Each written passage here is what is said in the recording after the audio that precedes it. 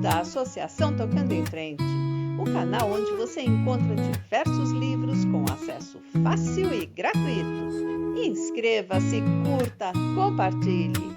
Vamos à leitura?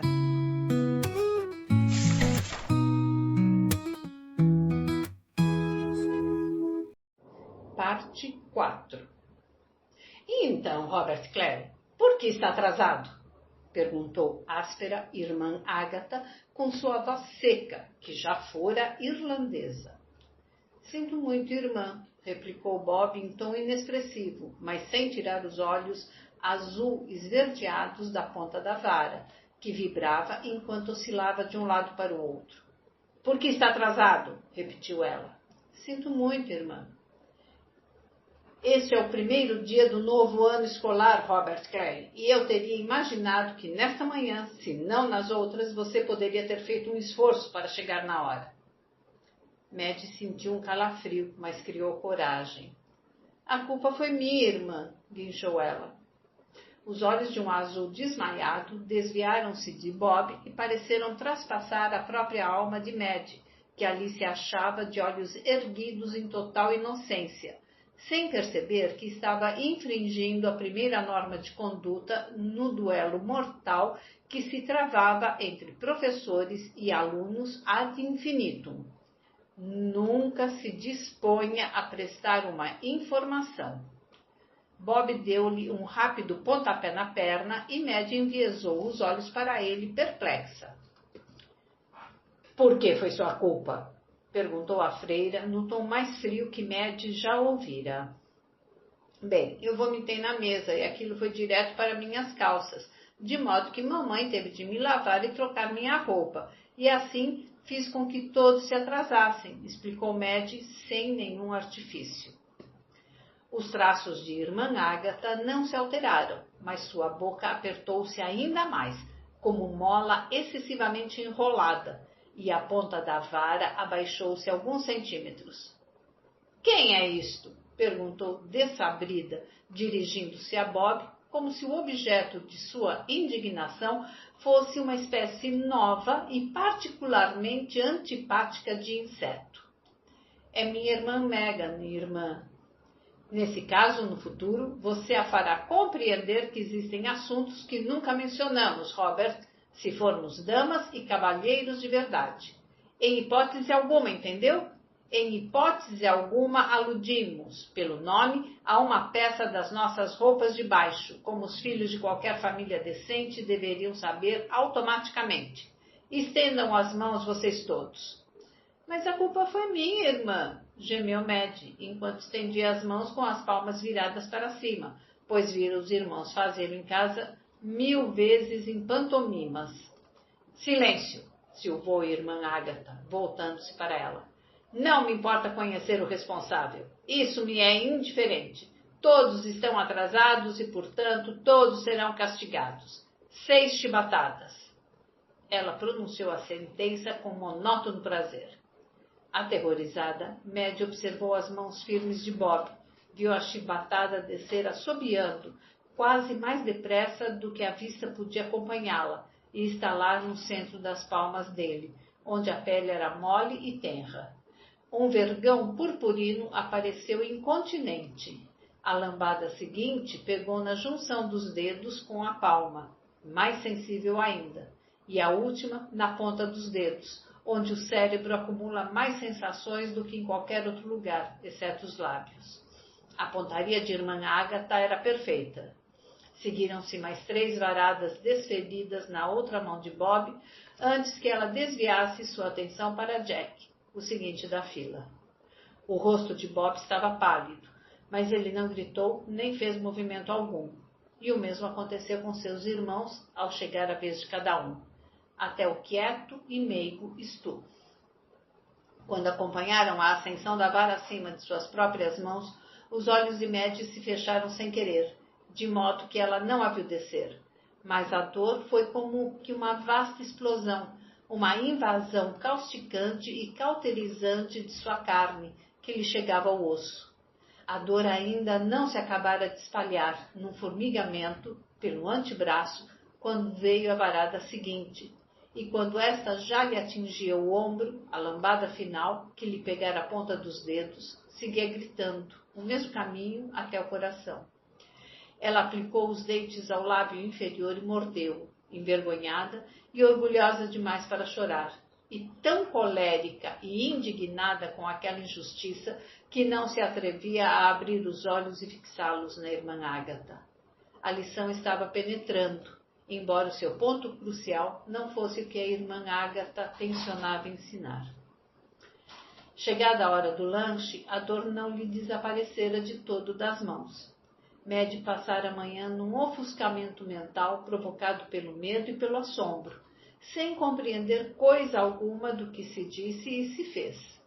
Empurrada para uma carteira dupla na última fila da classe dos menores, só veio anotar sua colega de banco depois de uma lamentável hora de lanche, que passou encolhida atrás de Bob e de Jack, num canto isolado do recreio.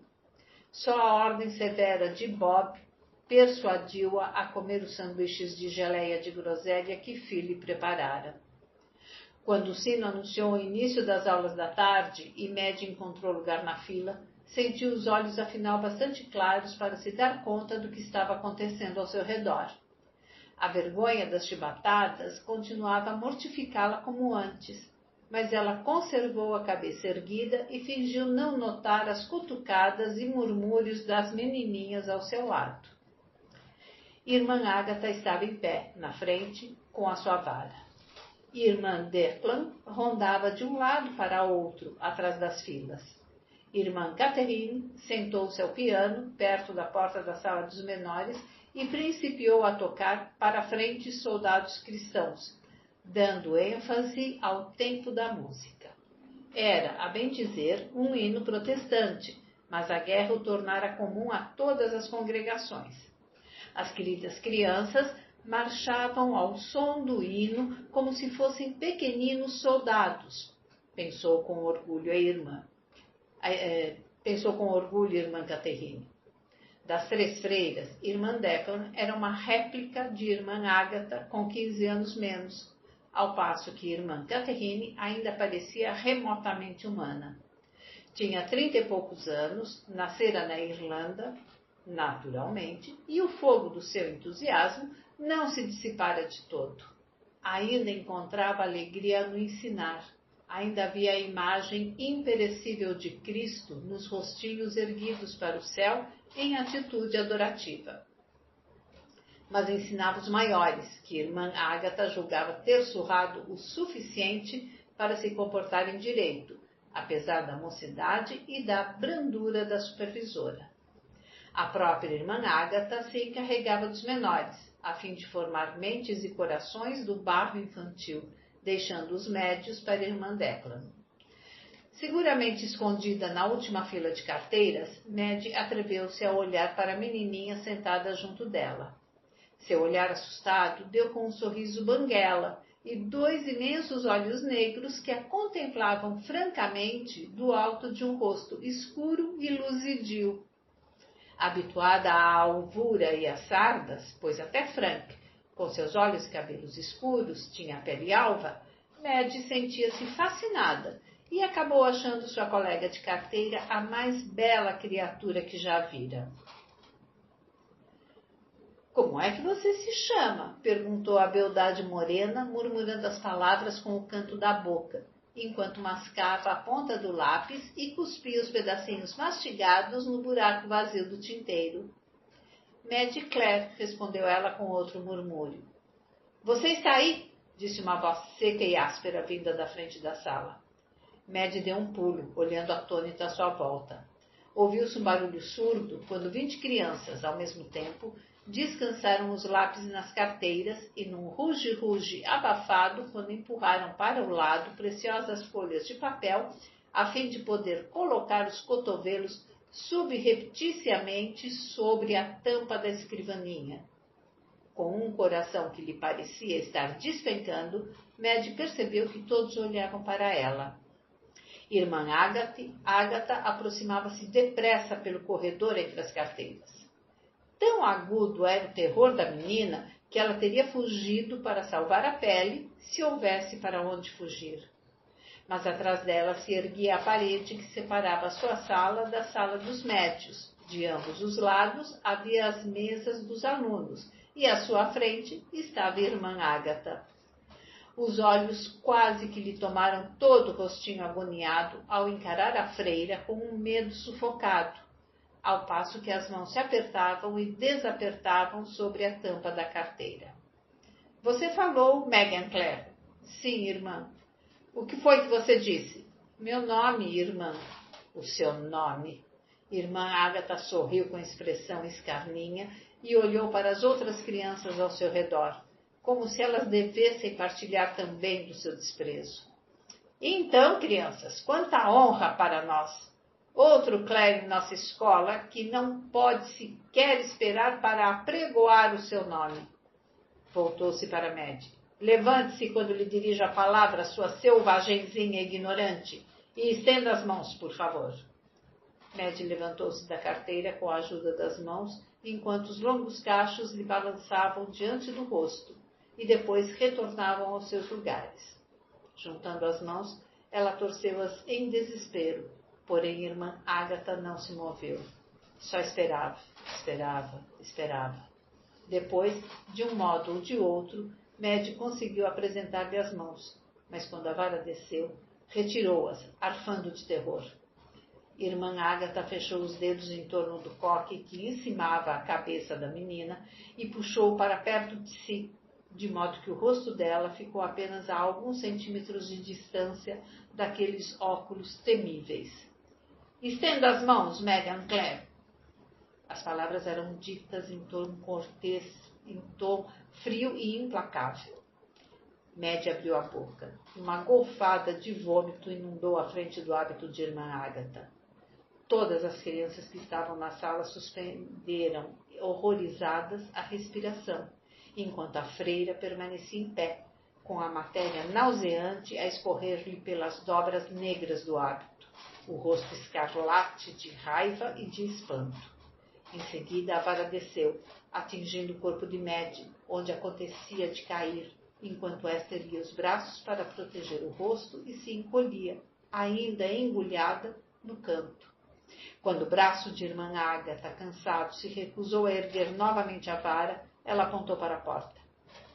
Agora vá para casa, sua repugnante filisteiazinha, ordenou, girando sobre os calcanhares e rumando para a sala de aulas de irmã Declan. O olhar desvairado de Mad encontrou Stu. Ele fez-lhe um sinal com a cabeça, como a dizer-lhe que fizesse o que lhe ordenavam. Os meigos olhos azul-esverdeados, cheios de piedade e compreensão. Enxugando a boca com um lenço, ela transpôs aos tropeções a soleira da porta e chegou ao recreio. Ainda faltavam 2 horas para o encerramento das aulas do dia. Arrastou-se pela rua sem interesse, sabendo que não poderia ser alcançada pelos irmãos e assustada demais para procurar um lugar onde pudesse esperar por eles. Teria de voltar sozinha para casa, confessar tudo sozinha à sua mãe. Fi quase caiu ao sair, cambaleante, pela porta dos fundos com a cesta cheia de roupa ainda molhada. Mad estava sentada no degrau mais alto da varanda dos fundos, a cabeça baixa, as pontas dos cachos meladas e a frente do vestido manchado. Pondo no chão o peso esmagador da cesta, Fi suspirou e afastou dos olhos uma mecha teimosa de cabelo. E então, o que aconteceu? Perguntou em tom cansado. Vomitei em cima de irmã Ágata. Oh, Senhor! Exclamou a mãe com as mãos nas cadeiras. E fui surrada também, murmurou Mad, com as lágrimas não derramadas a dançar-lhe nos olhos.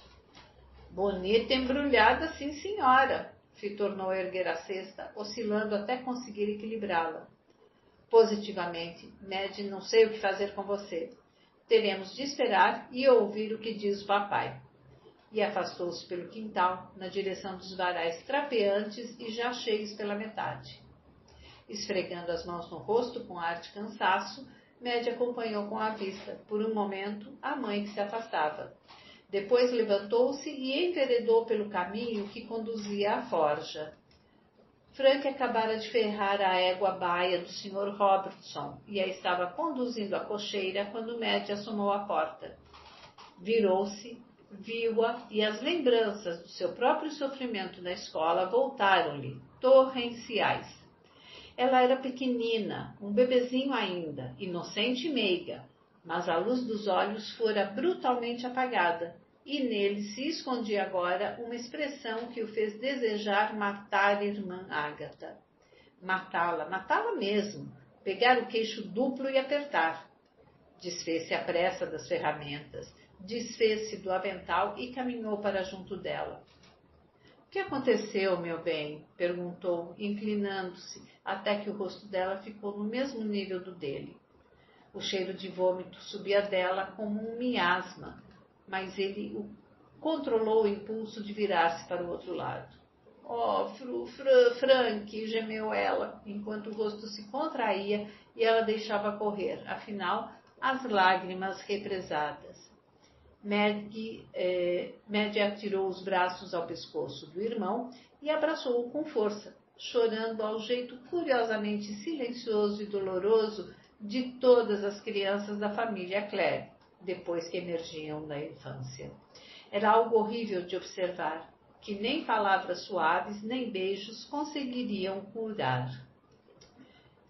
Quando ela tornou a acalmar-se, ele ergueu-a nos braços e levou-a para uma pilha cheirosa de feno bem perto da égua do Sr. Robertson. Ali se sentaram juntos os dois e deixaram que o animal tocasse com os lábios as bordas da sua cama de palha, perdidos para o mundo. A cabeça de Madge aninhara-se no peito liso e nu de Frank, e anéis do seu cabelo esvoaçavam quando a égua fungava forte sobre o feno, resfolegando com prazer. — Por que foi que ela nos surrou a todos, Frank? Indagou Madge. — Eu lhe disse que a culpa era minha. Frank já se acostumara com o cheiro dela, que agora deixara de incomodá-lo. Estendeu a mão e, num gesto distraído, passou-a pelo focinho da égua, empurrando-o quando este se mostrava demasiado inquisitivo. — Somos pobres, Madge, essa é a razão principal. As freiras sempre odeiam os alunos pobres. Depois que você tiver passado alguns dias na velha e bolorenta escola da irmã Ag, verá que não são apenas os Clares que ela persegue, mas os Marshalls, os MacDonalds também. Somos todos pobres. Se fôssemos ricos e chegássemos à escola numa carruagem, como os O'Briens, o caso mudaria de figura. Acontece, porém, que não podemos doar órgãos à igreja, nem vestes de ouro à sacristia, nem uma charrete ou um cavalo novos às freiras. Por isso, não temos importância alguma. Por isso, elas podem nos fazer o que bem entenderem. Lembro-me de um dia em que a irmã Ag ficou tão louca da vida comigo que não parava de gritar. — Chore, pelo amor de Deus, faça um barulho qualquer, Francis Clare. Se você me desse a satisfação de ouvi-lo berrar, eu não o surraria com tanta força, nem com tanta frequência. Essa é outra razão porque ela nos odeia, porque nisso somos melhores do que os Marshalls e os MacDonalds. Ela não consegue nos fazer chorar. Imagina que devíamos lamber-lhe as botas. Pois muito bem, eu disse aos rapazes o que faria ao Clare que chegasse a lamentar-se por apanhar. E isso vale para você também, Madge. Por mais que ela a surre, nem um pio, entendeu? Hoje você chorou? Não, Frank, replicou ela, bocejando, enquanto as pálpebras se cerravam e o polegar lhe passeava cegas pelo rosto à procura da boca. Frank deitou-a sobre um monte de feno e voltou ao trabalho, cantarolando e sorrindo. Madge ainda estava dormindo quando Paddy entrou. Trazia os braços sujos por haver feito uma boa limpeza na vacaria do Sr. Jarman e o chapelão de abas largas caído sobre os olhos. Viu, no relance, Frank modelando um eixo na bigorna, enquanto fagulhas lhe dançavam em torno da cabeça, e logo seus olhos foram dar com a filha encolhida sobre o feno, enquanto a égua do Sr. Robertson olhava para o rostinho adormecido. Imaginei que ela estivesse aqui, disse Paddy, deixando cair o chicotinho de montar e conduzindo o velho João para o estábulo, na extremidade do celeiro. Frank fez um breve sinal com a cabeça, dirigindo ao pai o sombrio olhar de suspeita e incerteza que Paddy achava tão irritante, e depois voltou para o eixo aquecido ao banco, enquanto o suor lhe fazia brilhar o torso nu. Desarreando o João, Paddy levou-o para uma baia, encheu o compartimento de água e em seguida misturou farelo e aveia com um pouco de água para dar-lhe de comer. O animal rosnou afetuosamente quando ele despejou a forragem na manjedoura e seguiu com os olhos ao vê-lo rumar para o grande coxo fora da forja e despir a camisa. Paddy lavou os braços, o rosto e o torso, ensopando as calças e o cabelo. Enquanto se enxugava num saco velho, olhou com expressão irônica para o filho. Mamãe me disse que Maddie foi mandada para a casa de castigo. Você sabe exatamente o que aconteceu? Frank largou o eixo assim que o calor da peça principiou a morrer. A coitadinha vomitou sobre a irmã Ágata. Disfarçando o sorriso que ameaçava contrair-lhe o rosto, Paddy fixou os olhos na parede distante enquanto se recompunha. Depois voltou-se na direção de Maddie. Ela, com certeza, ficou muito excitada por ir à escola? Não sei. Sei que vomitou antes de saírem hoje cedo. Isso retardou a partida e acabaram chegando atrasados para o toque do sino. Todos levaram 6 lambadas, mas Maddie ficou totalmente transtornada, pois achava que devia ser a única punida. Depois do lanche, irmã Ag caiu sobre ela outra vez e a nossa Maddie vomitou todo o pão e toda a geleia no hábito preto e limão da irmã Ag. O que aconteceu então? Irmã Ag deu-lhe uma surra em regra e mandou-a para a casa de castigo. Bem, eu diria que ela já foi bastante castigada. Tenho muito respeito às freiras e sei que não nos cabe duvidar do que elas fazem, mas gostaria que tivessem menos entusiasmo pela vara. Sei que elas têm de enfiar muita coisa em nossas burras cabeças irlandesas, mas afinal era o primeiro dia de escola da Maczinha. Frank olhava assombrado para o pai. Até aquele momento, Paddy nunca tivera com o filho mais velho uma conversa de homem para homem. Deixando por efeito de choque o eterno ressentimento, Frank compreendeu que, apesar de seu orgulho, Paddy queria mais a Meg do que os filhos homens. Surpreendeu-se quase a gostar do pai e, por isso mesmo, sorriu sem desconfiança. Ela é uma coisinha muito especial, não é? Perguntou. Paddy fez que sim com a cabeça, num gesto distraído, absorto em observá-la. A égua soprou os beiços para dentro e para fora, ruidosamente. Maddie mexeu-se, rolou sobre si mesma e abriu os olhos. Quando viu o pai em pé ao lado de Frank, sentou-se num pulo, enquanto o medo lhe tirava o sangue da pele. Como é, mocinha? Parece que teve hoje um dia cheio, não teve? Paddy aproximou-se dela e ergueu-a do monte de feno, respirando com dificuldade ao sentir, de repente, o cheiro que dela se exalava. Mas logo deu de ombros e apertou-a com força de encontro ao peito. Levei uma surra, papai, confessou ela. Bem, conhecendo a irmã Ágata, como conheço, sei que não foi a última, disse ele a rir, encarapitando-a no ombro. É melhor você ver se sua mãe tem um pouco de água quente no tacho para lhe dar um banho. Você está fedendo mais que a vacaria de Jarman. Frank foi até a porta e contemplou as 2 cabeças cor-de-fogo que seguiam, bamboleantes, pelo caminho acima. Depois voltou-se para encontrar os mansos olhos da égua postos nele. Pronto, sua bacalhona velha. Eu a levarei para casa, prometeu, encabestrando-a. O vômito de Maddie acabou por se revelar uma bênção. Irmã Ágata ainda a vergaçava regularmente, mas sempre a uma distância prudente, a fim de poder escapar às consequências, o que lhe diminuía a força do braço e lhe estragava a pontaria. A menina trigueira que se sentava ao seu lado era a filha mais moça de um italiano, dono do café azul brilhante de Warheim. Chamava-se Teresa Anúncio e era suficientemente estúpida para escapar à atenção de irmã Ágata, mas não tão estúpida que se transformasse em alvo da freira. Quando lhe cresceram os dentes, ficou muito bonita e Média a adorava. Nos intervalos entre as aulas, no recreio, passeavam as duas com o braço na cintura uma da outra, sinal evidente de que eram amigas íntimas e não podiam ser requisitadas por mais ninguém. E falavam. Certa vez, à hora do lanche, Teresa levou-a ao café para apresentar-lhe a mãe, o pai, as irmãs e os irmãos mais velhos. Estes ficaram tão encantados com o seu brilho de ouro quanto Média se encantara com a beleza morena deles, comparando-a com um anjo quando ela fixava neles os grandes olhos cor de cinza. Da mãe herdara ela um ar indefinível de boa educação, que todas sentiam de pronto.